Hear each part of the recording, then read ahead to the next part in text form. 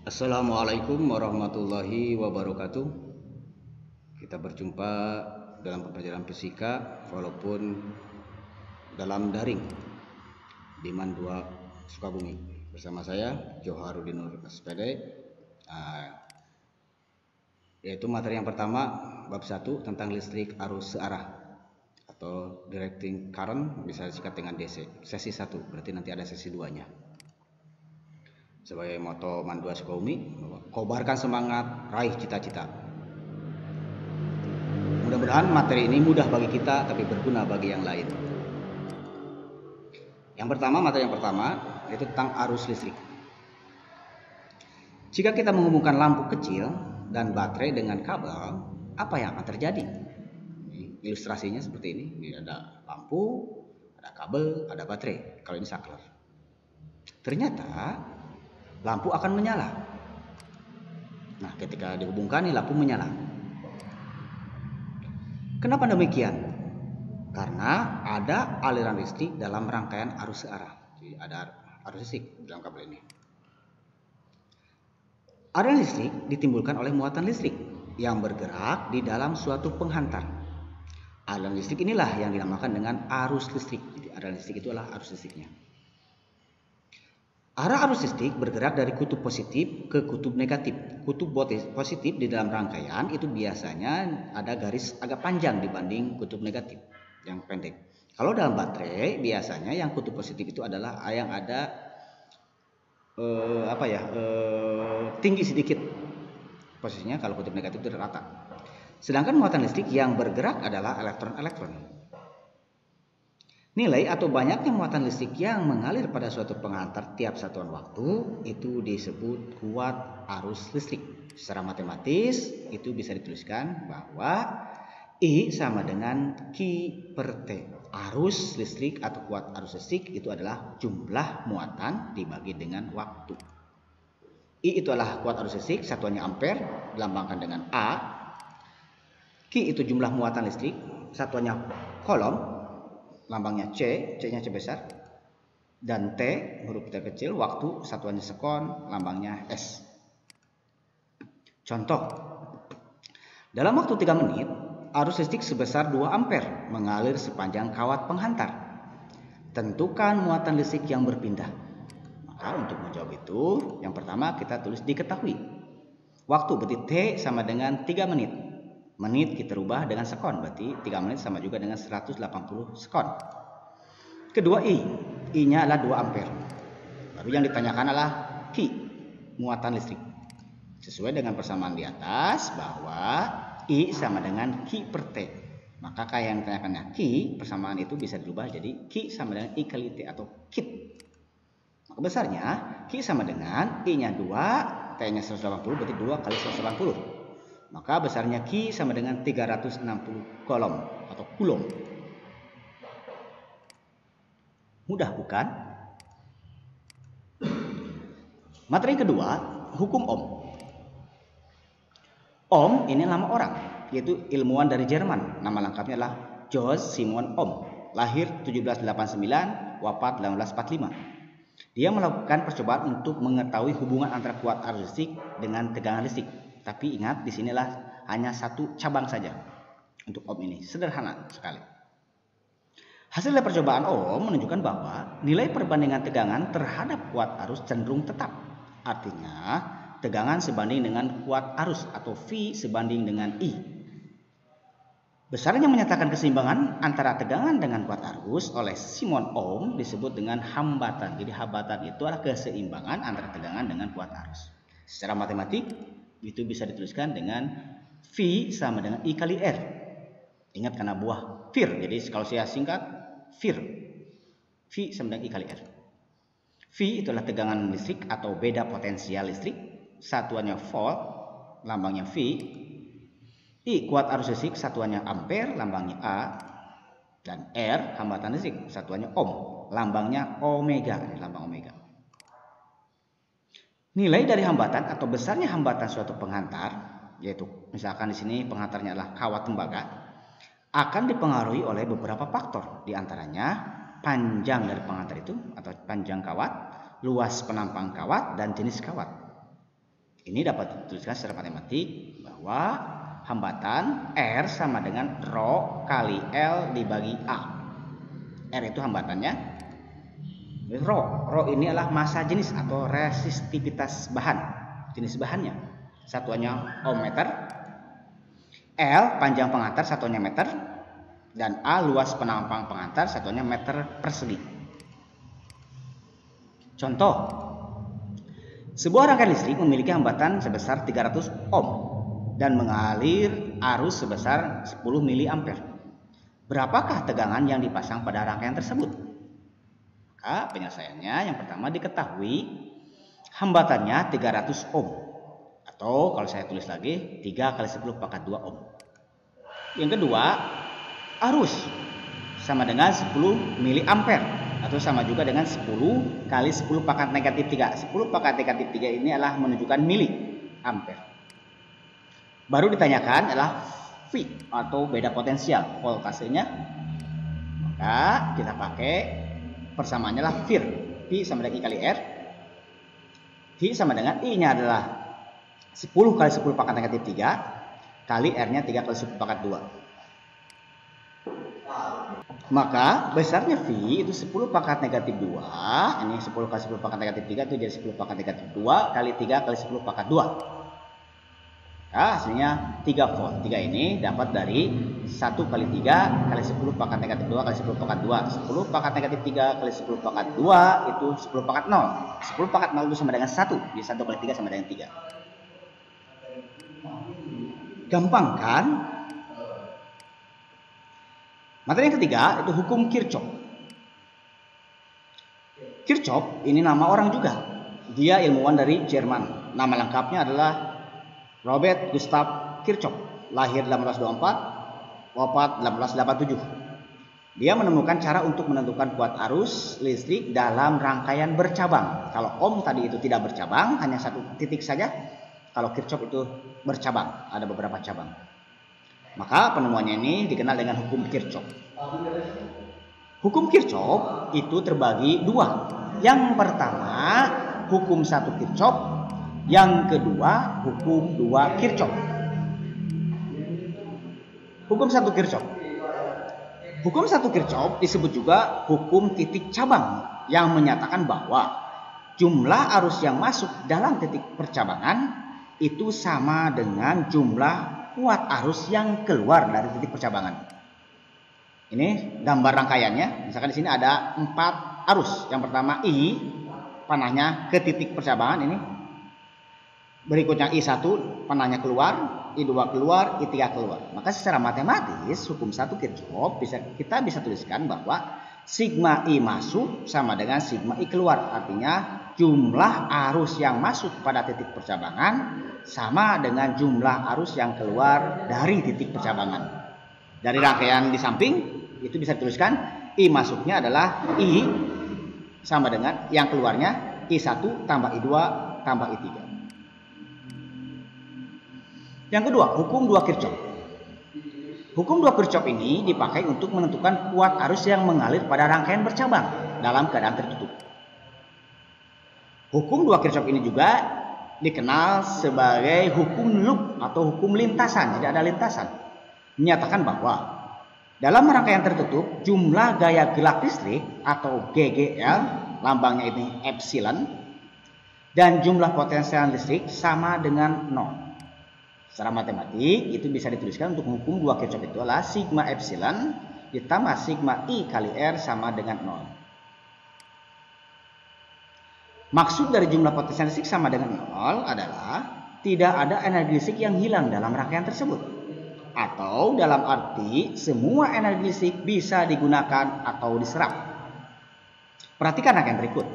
Di sini saya punya rangkaian, misalkan sini. Ada epsilon 1, epsilon 2, epsilon 3. Berarti ada GGL 1, 2, dan 3. Sumber tegangannya ini. Kemudian hambatannya R1 2 ohm, R2 6 ohm, R3 3 ohm. Ini hambatannya. Terus ini ada titik A, titik B, titik C. Ini titik percabangan.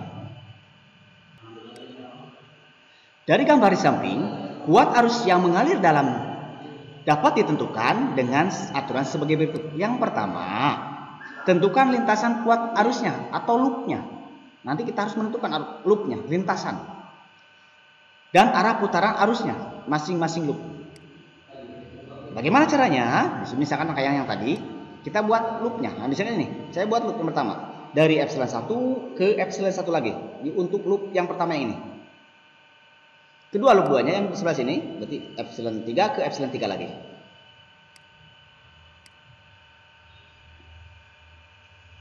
Yang kedua, aturan dari hukum 2 Kirchhoff adalah arus yang searah dengan arah loop bernilai positif. Jadi kalau arah arusnya sama dengan arah loop, itu nilainya positif.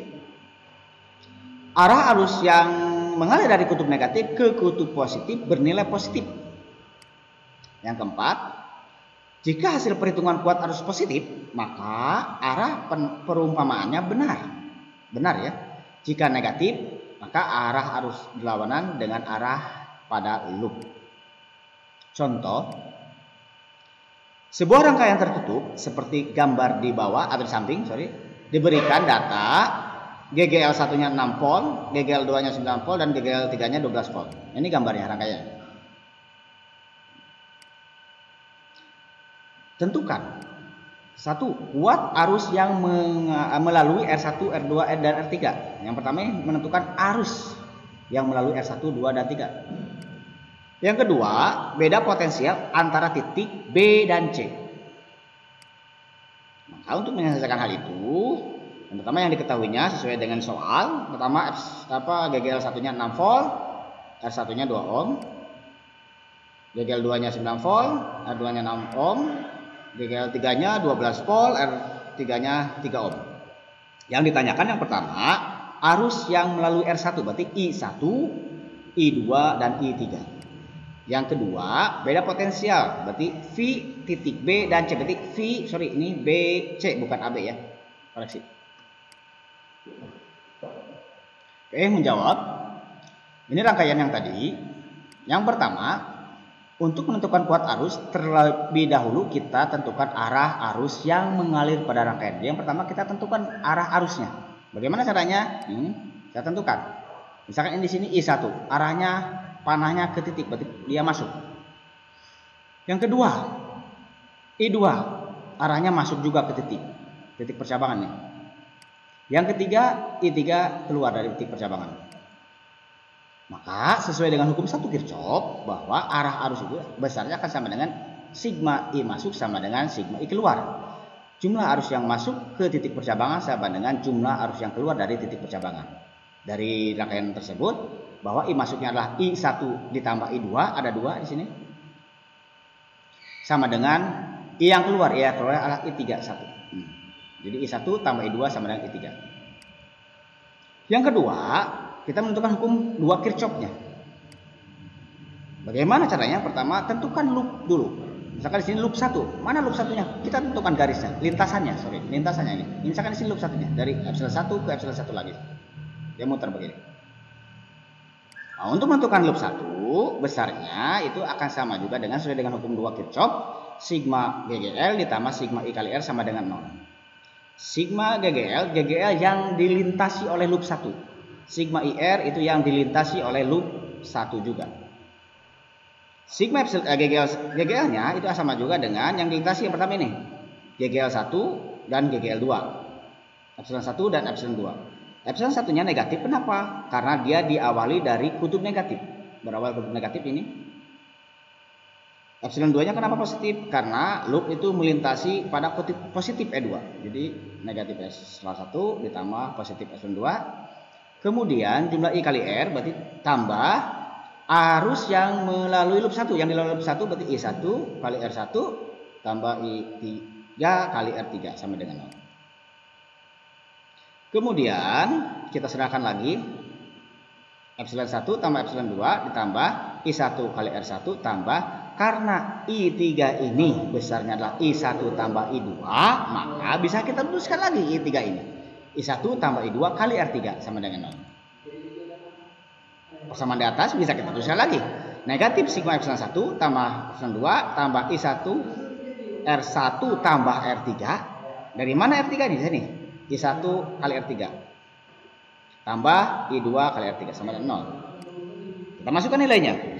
Epsilon 1 6. Berarti negatif 6 tambah 9 tambah 5 dari mana? R1 tambah R3. R1-nya berapa?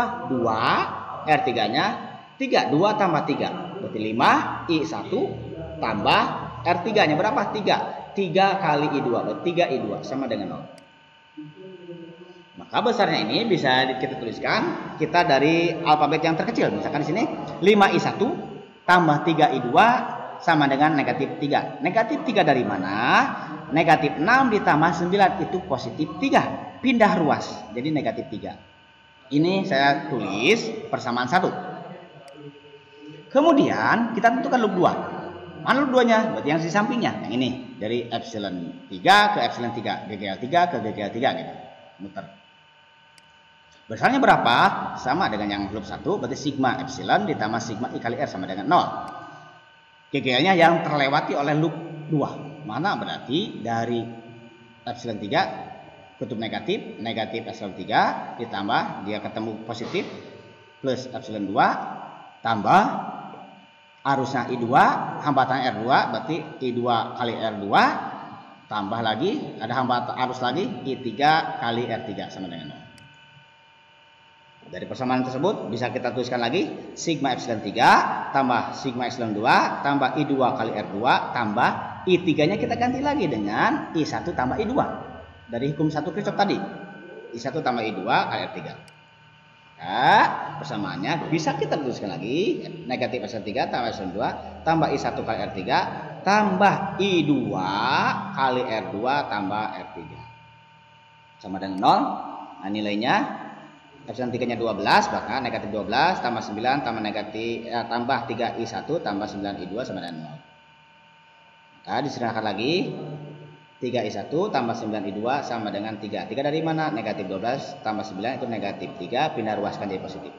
Ini disebut atau saya namakan dengan persamaan 2. Jangan pusing ya, pasti kalian bisa. Dari dua persamaan di atas, yaitu persamaan 1 dan 2, kita gabungkan atau kita eliminasi. Caranya, yang pertama, ini persamaan satunya. 5I1 tambah 3I2 sama dengan negatif 3. Ini persamaan 2-nya. 3I1 tambah 9I2 sama dengan 3. Karena kita akan eliminasi, yang akan saya eliminasi di sini adalah I2. Maka caranya bagaimana? Caranya untuk persamaan 1 kita kali 3, untuk persamaan 2 kita kali 1. Persamaan 1 kita kali 3, jadi 5I1 kali 3, 15I1 plus 3I2 kali 3 plus 9I2 sama dengan negatif 3 kali 3 negatif 9. Untuk persamaan 2-nya 3I1 kali 1, 3I1 plus 9I2 kali 1 plus 9I2 sama dengan 3 kali 1 sama dengan 3. Karena yang akan dieliminasi, yang akan digabungkan adalah I2, maka ini saya kurangi. Karena di sini I2-nya sama-sama positif. Maka saya kurangi. Nah, ketika dikurangi, maka di sini 15I1 dikurangi 3I1 sama dengan 12I1. 9I2 dikurangi 9I2 sama dengan 0. Negatif 9 dikurangi 3 negatif 12. Maka I1-nya didapat. Itu sama dengan negatif 12. Ini pindah ruas jadi 12, jadi negatif 12 dibagi 12. Atau besarnya I1 sama dengan negatif 1 ampere. Ini Bapak tulis dengan persamaan 3. Jadi artinya I1-nya dapat. I1 sudah dapat negatif 1 ampere. Kemudian untuk mencari I2-nya kita substitusikan persamaan 3 yang ini ke persamaan 2 atau persamaan 1. Sekali lagi kita masukkan atau substitusikan persamaan 3 ini ke persamaan 2 atau 1 yang sebelumnya. Di sini Bapak masukkan ke persamaan 2. Nih, misalkan ini persamaan 2-nya. 3I1 yang ini tambah 9I2 sama dengan 3. I1-nya Bapak masukkan. Maka 3 negatif 1 tambah 9I2 sama dengan 3. Maka didapat 9I2 ini sama dengan 6. 6 dari mana? 3. Ini negatif 1 dikali 3 negatif 3, pindah ruas jadi positif 3, 3 tambah 3 6.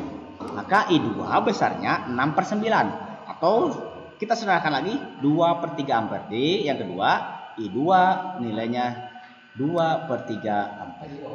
Yang terakhir I3-nya, maka I3 atau sehingga I3-nya didapat tinggal menjumlahkan saja.